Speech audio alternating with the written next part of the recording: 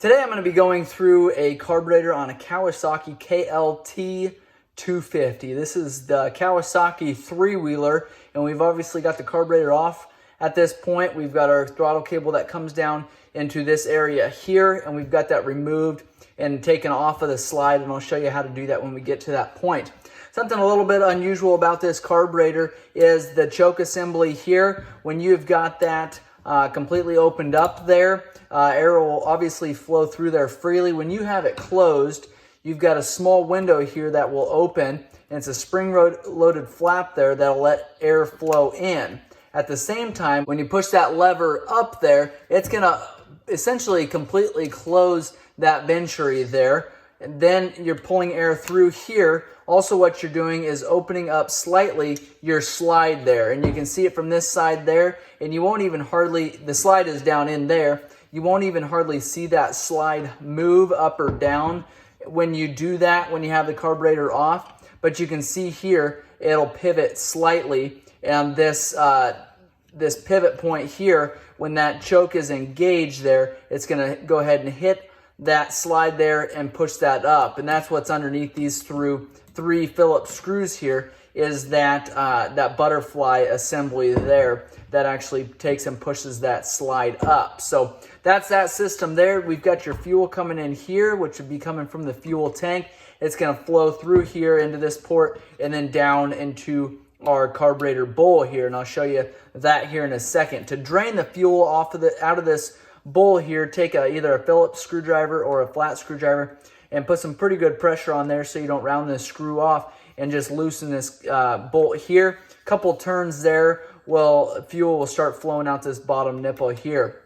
That being said, you do want to make sure that you've got a fuel line hooked up to the bottom here so that you're not draining fuel directly onto that engine. It could potentially discolor that engine and damage those engine cases. So your idle adjust is on this side here. You do not want to adjust your idle unless your carburetor or your four-wheeler is completely warmed up, and then you can adjust that. I like to do about a quarter turn increments at a time when it comes time to adjust that idle there.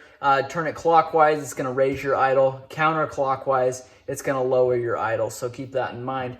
Also on this side here, you've got your air-fuel screw mixture, and that is measured by the amount of turns out it is. So if you're going to adjust your carburetor there or clean this port out, take and count how many turns in it was.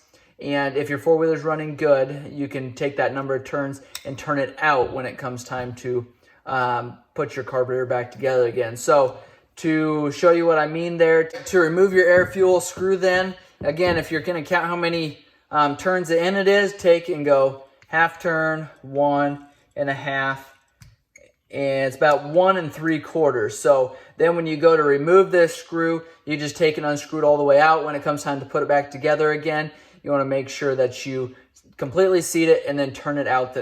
So in this case, 1 3/4 turns. Typically, it's between 1.5 to 2.5 turns out.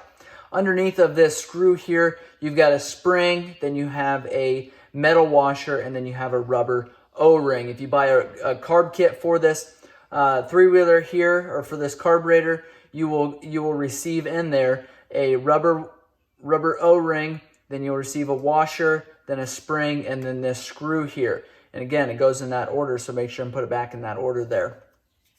Now, I said that we removed the throttle cable that comes in this port here.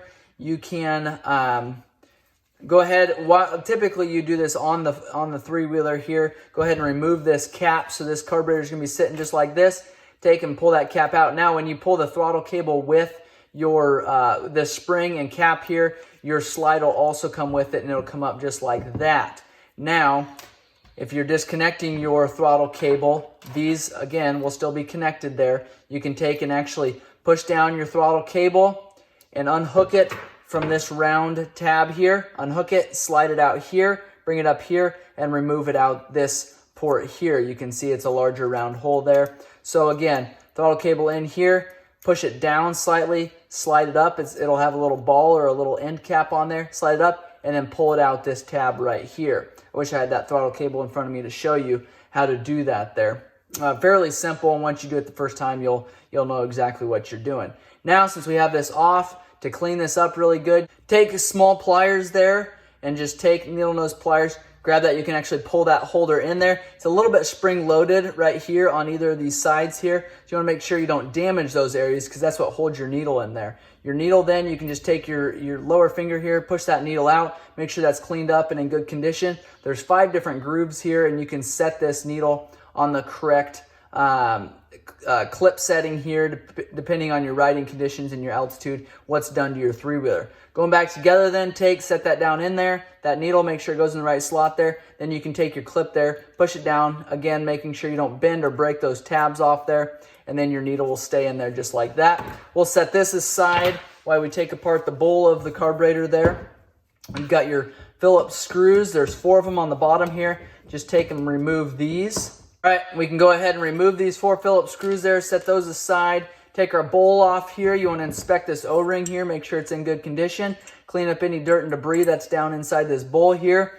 If you were to drain this screw here that I talked about a little bit ago, your fuel would actually drain out the bottom there. If you need to go and clean your carburetor, the correct way of doing that is not just to remove this screw here and spray it down with carbon choke cleaner.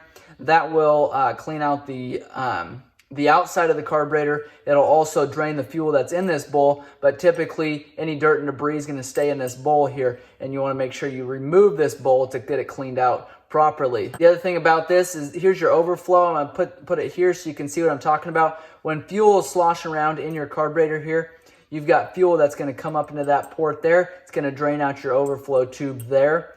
So if you've got your needle jet here that's leaking, or say it's not closing properly or all the way, fuel is just going to build up in this bowl here. It's going to raise far enough to where it's going to dump out that overflow. That would be the reason your carburetor is leaking when it's sitting there in the shop overnight or bouncing around on a trailer.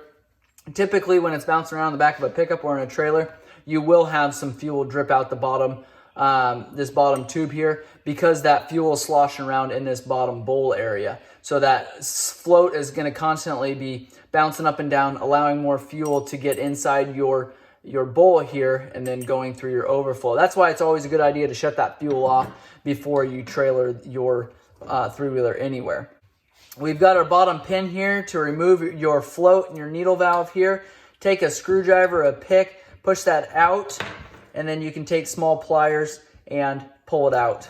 Now, if you're having a really hard time getting this to pull out just like that, you want to be really careful before you take a pick and a hammer and push this pin out just like that, because you can break these posts off very, very easily. They're aluminum and they are not extremely strong, so just be careful of that. Now we've got your needle valve here. We've got your seat here. You want to make sure that that's not round, make sure that's not squared off. You want to make sure there's no grooves or any debris stuck on this needle valve here. Take this off here, clean it, and kind of wipe it down with a rag. You can take and put this back on the float here, either direction. That clip is dead in the center there. You can adjust this needle here. Take this aluminum tab here, bend it up or down depending on what you need there. There is a set height that your manual will talk about for that float height. So you measure it from the base here to the top of your float. You want to make sure you've got that in the correct position. To remove your main jet here, a couple different ways you can do that. Take an 8mm wrench, loosen it off there, or take a flat screwdriver and just simply remove this main jet here. And it's a smaller one. This is a 110 main jet. And again, depending on riding conditions and altitude, you may have a little bit different size, but that's your main jet there. You want to take and make sure you can blow through it, make sure you can see through it. Use carbon choke cleaner and compressed air to make sure that that jet is cleaned out. Now you can take your main jet holder, which is this one here. And again, same thing, make sure you can see through it, blow through it. Make sure carbon choke cleaner will flow through it fairly easily, very, very easily. So next you got your pilot jet down here. Take and remove this again with a flat screwdriver. And make sure you've got a good hold on those before you start removing them. That way it doesn't round off these top pieces here, and then you have a hard time removing this or getting it back together there. So again, pilot jet, very, very small orifice, much smaller than even your main jet here. This is a 42 sized orifice pilot jet here. You want to make sure that you can see through it. Again, it's gonna be a smaller hole. Just make sure that you can blow through it with compressed air and see through it there. If you don't, grab one of these. They are a jet cleaning tool here, take and slide these through until you get to the correct opening. Make sure any dirt and debris is removed out of those jets there. So if you need that tool, make sure and let me know. I can get those. Your fuel coming from the fuel tank is going to come in through this port here, this plastic tab here, run down this port here and out of our needle jet area here. So that's how that fuel flows. Now going back together, again, doesn't matter which side this needle's on. Go ahead and slip it down in there. Take our pin here, push it through there. Make sure you've got everything straight. And you can take and just push that all the way through there like that. You want to center it there. You can take your main jet holder, start screwing that on there.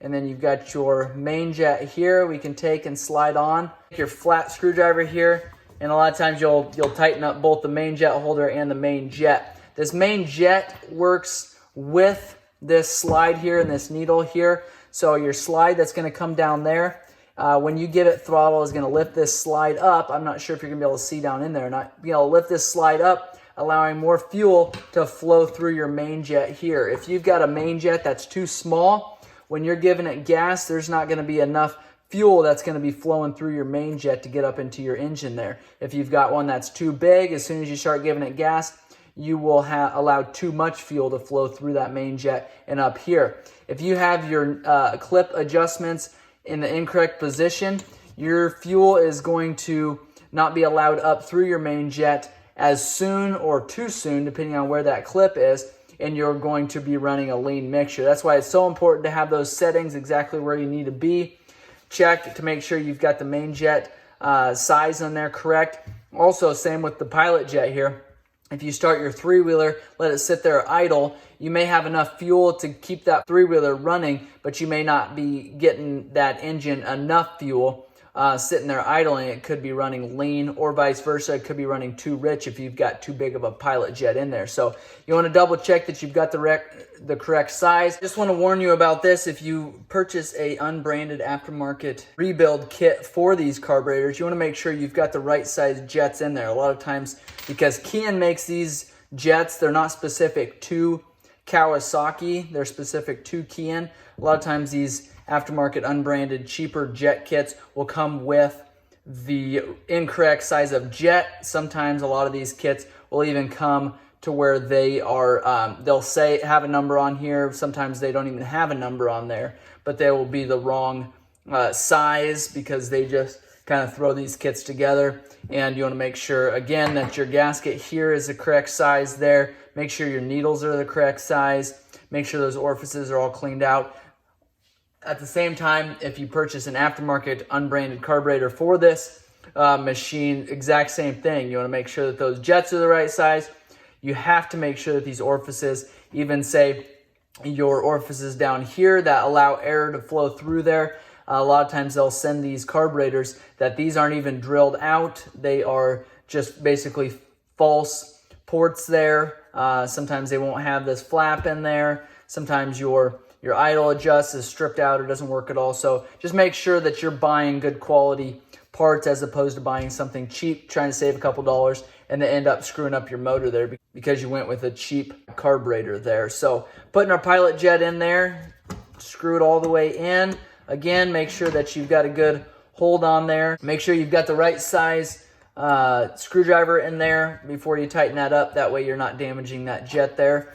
Make sure that that O-ring is in good condition and seated properly. If you've got a new O-ring there, sometimes they're a little bit small to begin with.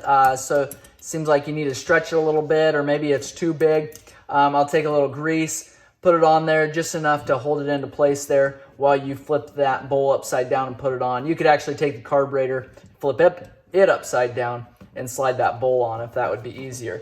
Tighten these up. You don't have to get them extremely tight because they are going into aluminum housing here. So if you get them too tight, they are just going to make it more difficult for the next person. That O-ring on that bowl should seal that properly, so you don't have to crank down on these little screws here.